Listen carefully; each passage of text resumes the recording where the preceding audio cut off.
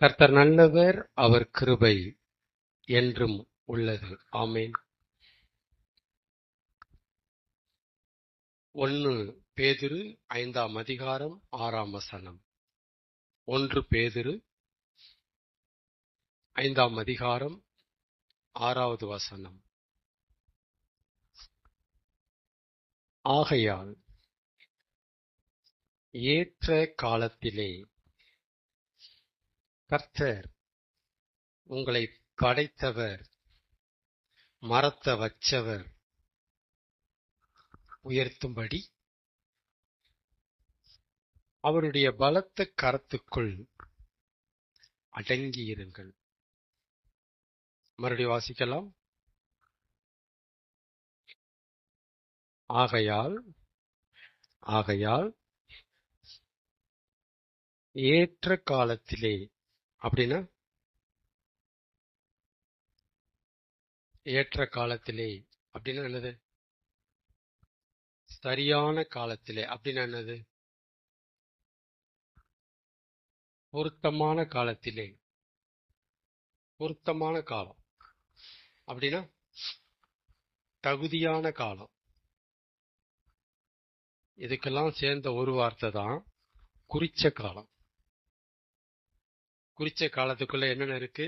ஏற்ற காலம், சரியான காலம், பொருத்தமான காலம், தகுந்த காலம். இதுதான் குறிச்ச காலம். அப்ப அந்த வசனத்தை எப்படி வாசிக்கலாம்? ஆகையால் அப்புறம் அப்புறம் அப்புறம் குறிச்ச காலம். அதான் நமக்கு அதிகமா தெரிஞ்ச வார்த்தை இல்லையா? ஆகையால் குறித்த காலத்திலே தேவன் உங்களை உயர்த்தும்படி அவருடைய பலத்த கரத்துக்குள் அடங்கியிருங்கள். மனுஷனால முடியாத ஒண்ண, மனுஷனுக்கு செய்ய மனசே வராத ஒண்ண இங்க செய்யும்படி பேதுரு சொல்றார். மனுஷனால எது முடியாதுன்னு நினைக்கிறீங்க? மனுஷனால எது முடியாது? அடங்கி இருக்கிறது முடியாது. ஒருத்தனுக்கு அடங்கிடனா அவனால இருக்க முடியாது. மனுஷனால முடியவே முடியாத ஒரு சிக்கலான காரியத்தை பேதுரு இங்க எழுதுறாரு. அடங்கி இருங்க. அடங்கி இருக்கிறது எல்லாருக்கும் ஈஸியா வருமா? ஈஸியான காரியமா அது? மனைவிகளே உங்கள் புருஷருக்கு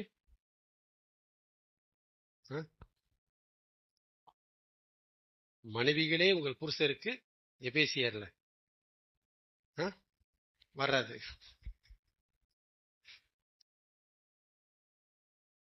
அடங்கியிருங்கள். அடங்கியிருங்கள். அவருடைய மறுவார்த்தை தான் கீழ்ப்படிந்திருங்கள். ஆனா அடங்கி இருக்கிறத நம்ம என்ன நினைக்கிறோம் அப்படின்னா அடிமைன்னு நினைக்கிறோம். என்ன நினைக்கிறோம்? அடிமை. அடிமை அடிமையில 2 இருக்கு. சுதந்திரத்தோட கூடிய அடிமை ஒண்ணு இருக்கு, சுதந்திரமற்று இருக்கிற அடிமை ஒண்ணு இருக்கு. சுதந்திரத்தோட கூடிய அடிமை என்ன? ஃப்ரீயா விட்டுருவாங்க. தேவையானதை மட்டும் சத்தம் போடுவாங்க. மத்த நேரம் என்ன செய்ய மாட்டாங்க, இஷ்டத்துக்கு விடுவாங்க. இது ஒரு அடிமை. இன்னொரு அடிமை இருக்கு, நம்ம இஷ்டத்துக்கு ஒண்ணுமே செய்ய முடியாது. இது கொத்தடிமை. யோசேப்பு எகிப்துல என்னவா விற்கப்பட்டான்? அடிமையா விற்கப்பட்டான். அப்படி என்ன அர்த்தம்? என்ன அடிமை நினைக்கிறீங்க? அது கொத்தடிமை. அவன் விருப்பப்பட்ட நேரத்துல சோறு சாப்பிட முடியாது. அவன் விரும்பின சாப்பாட சாப்பிட முடியாது. அவன் நினைக்கிற நேரத்துல தூங்க முடியாது. அவனால முடியாத வேலையை செய்ய மாட்டேன்னு சொல்ல முடியாது. அப்ப தன் இஷ்டத்தை கம்ப்ளீட்டா கட் பண்ணிடணும். அதான் கொத்தடிமை.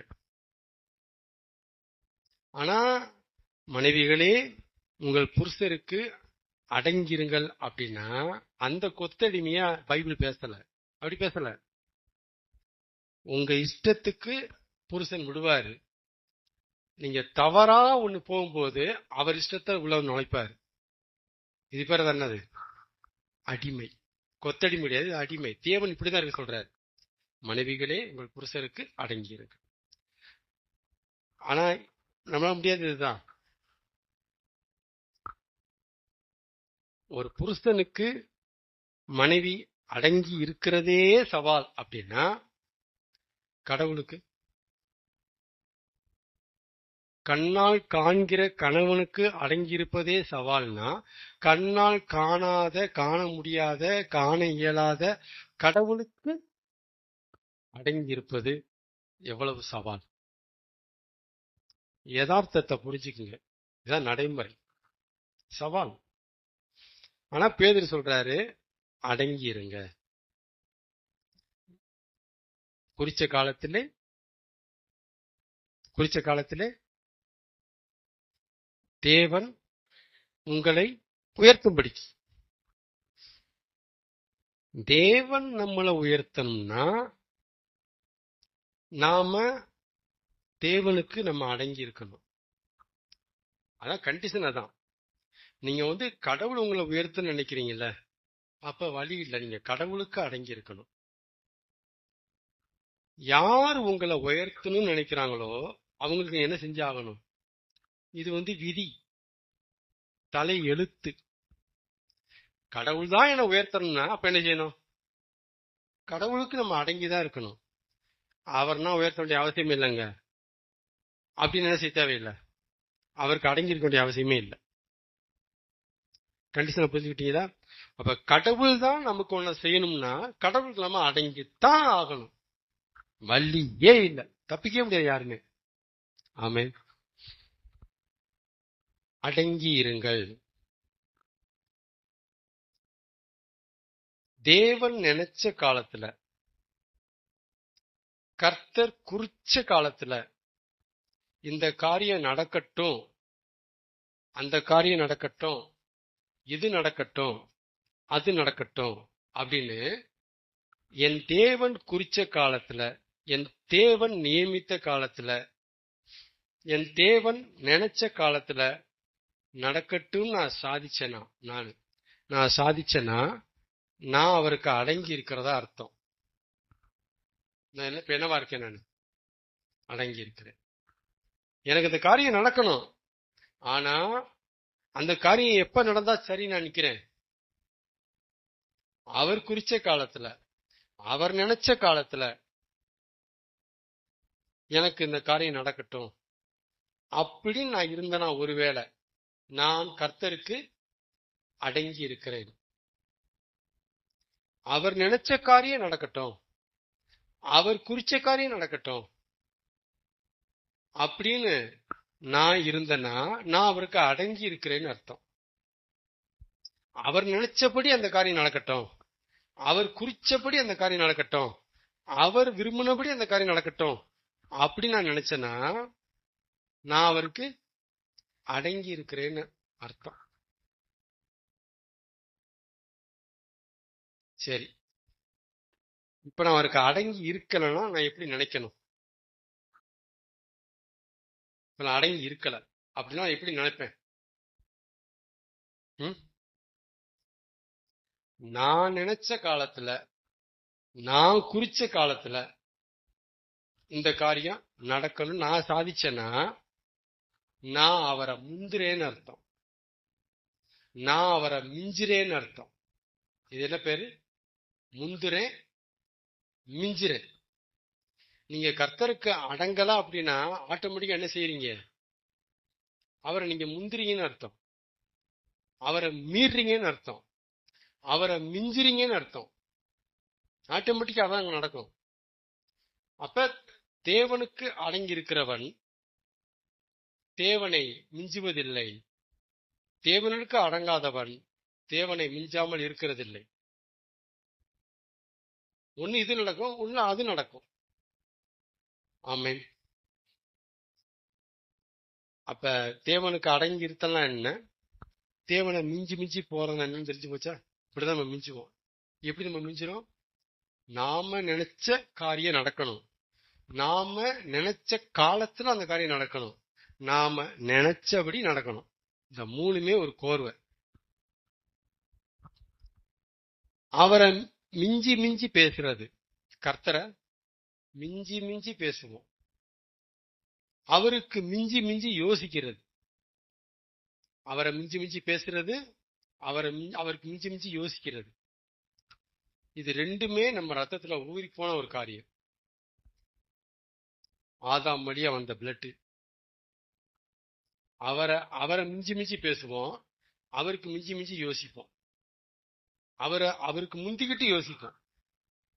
அவரை முந்தி பேசுவோம். மத்தேயு 6 இதான் பதிவு செய்யப்பட்டிருக்கு. அஞ்ஞானிகள் இவைகளை நாடி தேடுகிறார்கள். இவைகளெல்லாம் உங்களுக்கு வேண்டியவைகள் என்று உங்கள் பரமபிதா அறிந்திருக்கிறார்.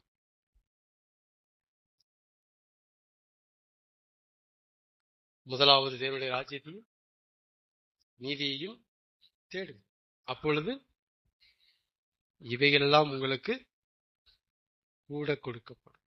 இது தேவனுடைய பிரின்சிபல், தேவனுடைய வழி.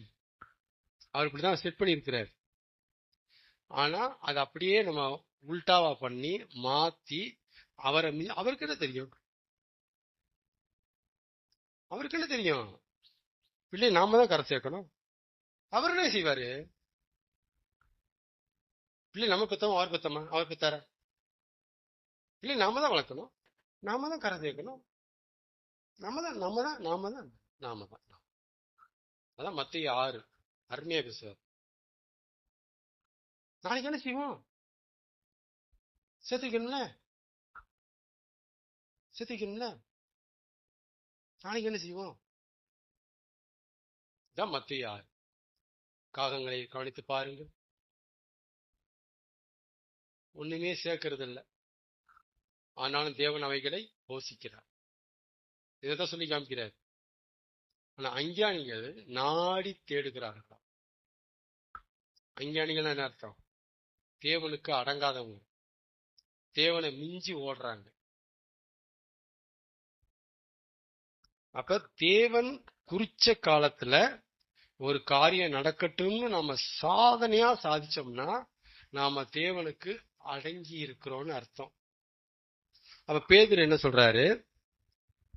தேவன் குறிச்ச காலத்துல அவர் என்னைய உயர்த்தினா போதும்னு நீங்க சாதிச்சிட்டு இருங்க அப்படின்னு சொல்ல வர்றாரு.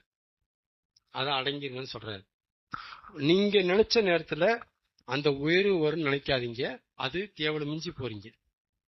அதே நேரத்துல கண்ணை மூடிட்டு, தேவன் அப்படியே கண்ணை மூடிட்டு கண்மூடித்தனமா மனம் போற போக்குல தன் இஷ்டத்துக்கு தான் தோன்றித்தனமா காலங்கள் அவர் குறிக்கவே மாட்டார். அவர் தெய்வமா இருந்தும், அவர் சர்வ அதிகாரியா இருந்தும், என்னைய கேட்க எவன்டா இருக்கான்? நான் வச்சதாண்டா சட்டம், நான் கிழிச்சதாண்டா கோடு, என்னை எவன்டா கேள்வி கேட்பான், என்னை எவன்டா தடுப்பான் அப்படிங்கிற இடத்துல அவர் இருந்தோம். அதான் சர்வாதிகாரி இருந்தோம், அவர் தெய்வமா இருந்தோம், கண்மூடித்தனமா குத்துமதிப்பா அவர் காலங்களை குறிக்கவே மாட்டார். இது இப்படி குறிப்போம், இது இப்படி நடக்கட்டும், இப்ப நடக்கட்டும், இப்படிலாம் செய்ய மாட்டார். அவரு இப்படி செய்யவே மாட்டார். இது இப்ப நடந்தாதான் கரெக்ட், இது இப்பதான் அவனுக்கு இருக்கணும், இத்தனை வருஷத்துல இத்தனை மாசத்துல இத்தனை தேதியில தான் இதை நம்ம செய்யணும், அதான் கரெக்ட் அப்படின்ட்டு ஒவ்வொன்னத்தையும் செக் பண்ணி முன்னமே அறிஞ்சு ஆராய்ஞ்சு கண்டு பார்த்து இப்படிதான் டேட்டை போட்டு வைக்கிறாரு. கண்மூடித்தனமா குத்துமதிப்பா இஷ்டத்துக்கு நம்மளுக்கு கேட்க ஆளே இல்ல அப்படிங்கிற தோரணையில பார்வையில தேவன் எதையுமே குறிக்க மாட்டார், காலங்களை குறிக்கவே மாட்டார். இப்ப சரியான காலம், தகுந்த காலம். இப்ப இத செஞ்சா கரெக்ட் அப்படின்னு அவர் செக் பண்ணதுக்கு அப்புறம் தான் கைது போடுவார். அப்ப அது நடக்கும். ஈசாக்க ஆபிரகாமுக்கு தர்ற அந்த தேதி, அந்த மாசம், அந்த வருஷம், அந்த பொழுத தேவன் குறிச்சு வச்சிருந்தார். அதெல்லாம் சொன்னாரு, ஒரு உற்பவ கால திட்டத்திலே நான் உன்னிடத்தில் வருவேன், அப்பொழுது சாரால் உனக்கு ஒரு குமாரனை பெற்றிருப்பார். என்ன திட்டம் அது? உற்பவ கால திட்டம்.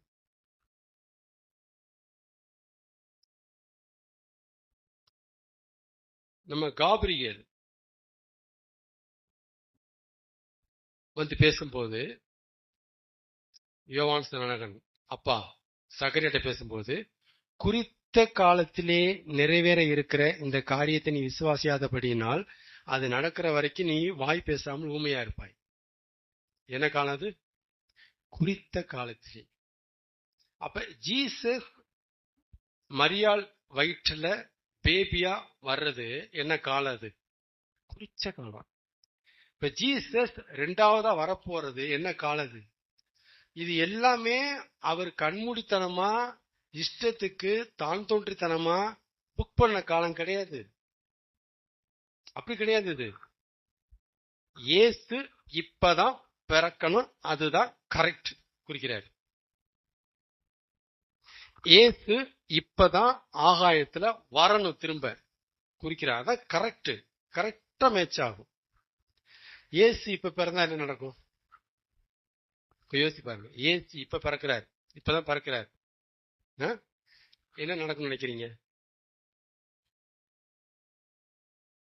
அப்ப பிறக்கல, இப்பதான் பிறக்கிறாரு. பிறந்து ஒரு 30 வயசு ஆயிடுச்சு அவருக்கு. ஊழியம் பண்ண ஆரம்பிக்கிறாரு. என்ன நடக்கும் நான் கேக்குறேன். தெரியலையா? எத்தனை பேர் வாட்ஸ்அப் அனுப்புவீங்க? எத்தனை பேர் வீடியோ எடுப்பீங்க?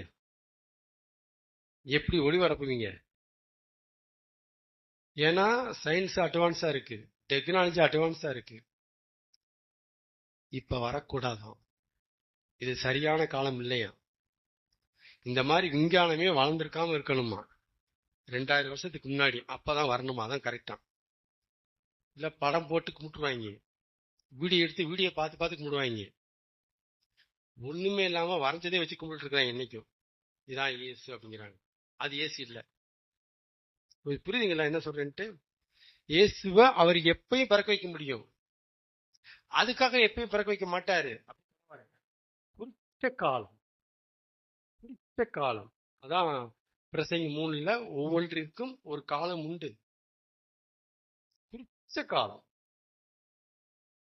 அப்பாயின்மெண்ட் சீசன் பாங்க. குறிச்ச காலத்துல தேவன் செய்யறாரு. ஆனா அந்த குறிச்ச காலத்தை இஷ்டத்துக்கு பண்ணலங்கிறதா சப்ஜெக்ட். இந்த காலத்துல இதைத்தான் பண்ணணும், அதை பண்ணக்கூடாது. அந்த காலத்துலதான் அதை அவனுக்கு தரணும், இப்ப தரக்கூடாது. அவ என்னதான் பாசிட்டிவ் போட்டாலும் தரக்கூடாது, தரக்கூடாது, செய்யவே கூடாது. தெளிவா இருப்பாரு. குறிச்ச காலம்னா குறிச்ச காலம் தான். அதுலதான் ஆண்டவர் எப்பயுமே நம்ம என்னதான் உருகுனாலும் மனசை கல்லா வச்சிட்டு இருப்பாரு. ஏன்னா குறிச்ச காலம். நம்ம இங்க உருகிட்டு இருப்போம், அவரு அந்த காலத்தை பார்த்து உட்காந்துட்டு இருப்பாரு, நம்மளை பார்க்க மாட்டாரு. காலம் வரல, போடா சொன்ன போடா, உனக்கு சரியா வராது இப்ப சார், இப்ப செய்யக்கூடாது, நானு வெயிட் பண்ணு. ஆமேன். இதுதான் நாம சோர்ந்து போறதுக்கு இது ஒரு வனாந்தர யாத்திரை. குறிச்ச காலம் வரைக்கும் அவர் வெயிட் பண்ணுவாரு, நம்ம வெயிட் பண்ண முடியுமா? நம்மளால முடியுமா? அதான் மனுஷன். அதை தெரிஞ்சுக்கிட்டு தான் ஆண்டவர் நம்மள வந்து பேசுறாரு. ஆண்டவர் நம்மளை தைரியப்படுத்துறாரு. அந்த குறிச்ச காலத்து வரைக்கும் அவர் காத்துட்டு இருந்துவாரு.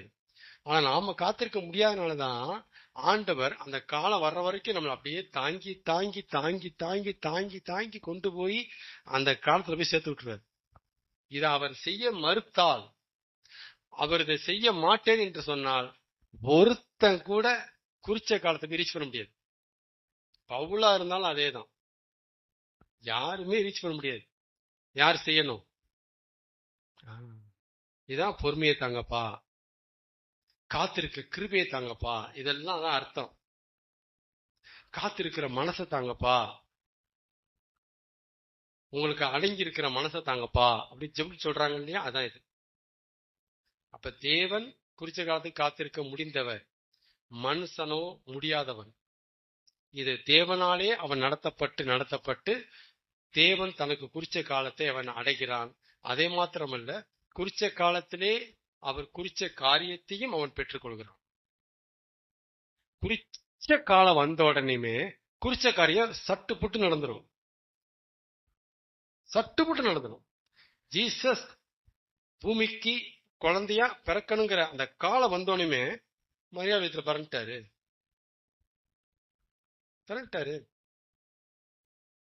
ஆமே ஆமே. அப்ப குறிச்ச காலத்துக்கு ஆண்டவர் வெயிட் பண்றாரு. குறிச்ச காலத்தை தேவன் இப்படிதான் புக் பண்றாரு.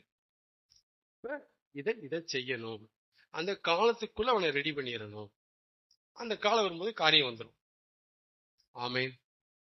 நம்புறீங்களா? அதெல்லாம் உண்மைதானா அது? அப்ப குறிச்ச காலம் ஒண்ணு தேவன் வச்சிருக்கிறாரு.